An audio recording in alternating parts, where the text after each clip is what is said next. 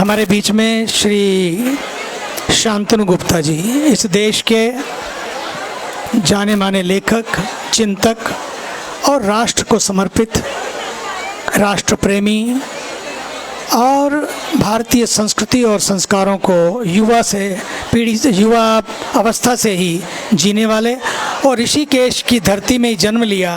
अब पूरे भारत में, पूरे विश्व में वे संस्कृति का प्रचार करते हैं। और सबसे अच्छी बात जो उन्होंने की है, हमारे इसी प्रदेश से ही आदरणीय कर्मयोगी योगी आदित्यनाथ जी, जो बड़े ही एक ऐसे महापुरुष हैं जिसमें पूरा भारत अभी से ही भारत का दर्शन करने लगा है, भारत के नेतृत्व के दर्शन करने लगा है। और उनके लिए उन्होंने कई पुस्तकें लिखी हैं।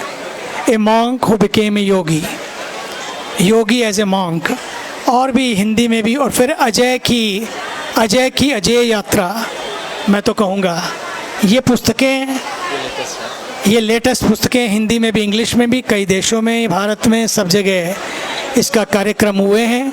आज इनका माँ गंगा के पावन तट पर भी हम लोग ऋषिकेश की धरती में ऋषिकेश का विमोचन होने जा रहा है। जोरदार तालियों से आदरणीय योगी जी के लिए तालियां बजाएंगे। और एक ये हिंदी में भी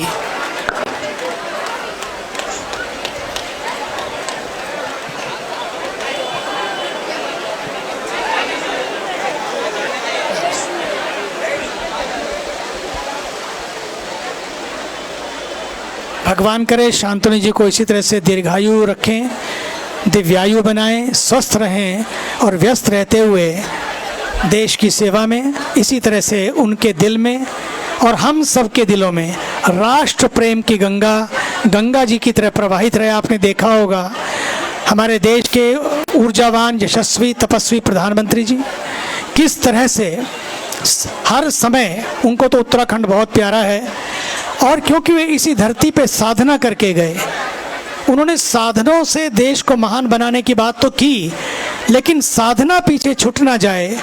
इंफ्रास्ट्रक्चर बड़ा हो, लेकिन इंफ्रास्ट्रक्चर के लेवल पर भी जो internally we have to be structured, उसके लिए भी उन्होंने ध्यान दिया।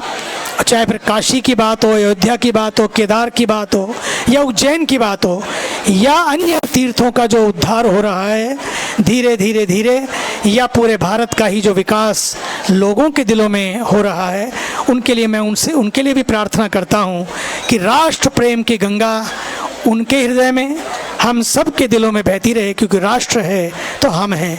देवभक्ति और देशभक्ति साथ साथ चले, राम भक्ति और राष्ट्र भक्ति साथ साथ आगे बढ़े, ये बहुत ज़रूरी है।